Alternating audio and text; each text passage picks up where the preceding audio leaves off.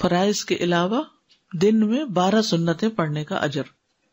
عامر بن اوس رضی اللہ عنہ سے روایت ہے، انہوں نے کہا کہ مجھے انبسہ بن ابی سفیان نے اپنے مرض الموت میں ایک حدیث سنائی جس سے انتہائی خوشی حاصل ہوتی ہے۔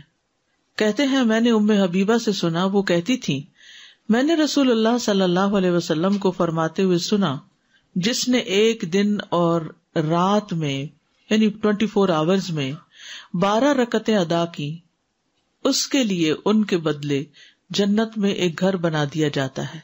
ام حبیبہ رضی اللہ عنہا نے کہا جب سے میں نے ان کے بارے میں رسول اللہ صلی اللہ علیہ وسلم سے سنا، میں نے انہیں کبھی نہیں چھوڑا۔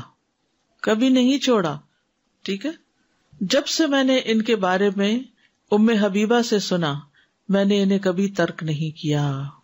اب ہم نے بھی ترک نہیں کرنی، پوری کوشش کرنی۔ نبی صلی اللہ علیہ وسلم نے فرمایا جو شخص ہمیشہ 12 رکعات پڑھے تو اللہ عز و جل اس شخص کے لیے جنت میں گھر بنائے گا۔ وہ کون سی ہیں 12 رکعتیں؟ پھر آپ نے خود ہی بتا دی۔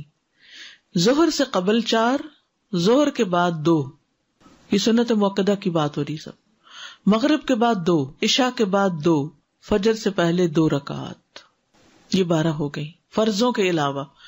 اوپر ہم نے فرضوں کی تعداد پڑھی تھی نا، 2 فجر کے، 4 ظہر، 4 عصر، 3 مغرب اور 4 عشاء کے، یہ فرض تو ہو گئے۔ فرض کے بعد سنت مؤکدہ کا درجہ آتا ہے، تو یہ کتنی ہے؟ 12۔ ٹھیک ہے، فجر میں 2، ظہر میں 4 پہلے 2 بعد میں، مغرب میں 2 بعد میں، عشاء میں 2 بعد میں، فرضوں کی۔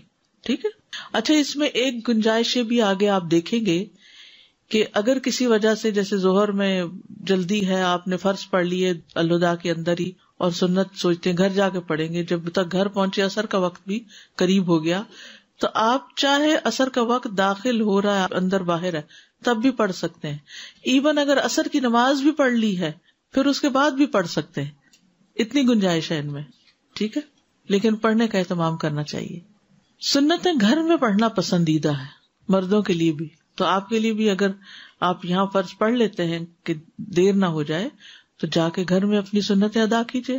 ابن عمر رضی اللہ عنہما سے روایت ہے، انہوں نے کہا کہ رسول اللہ صلی اللہ علیہ وسلم نے فرمایا اپنے گھروں میں اپنی کچھ نماز پڑھ لیا کرو اور انہیں قبرستان نہ بناؤ۔